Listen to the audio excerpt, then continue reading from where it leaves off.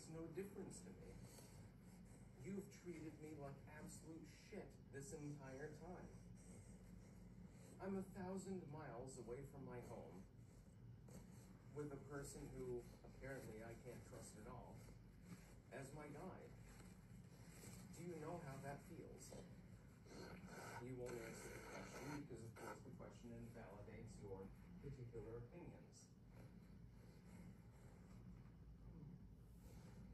How lovely. I'm so imperfect. I'm so terrible. And you're just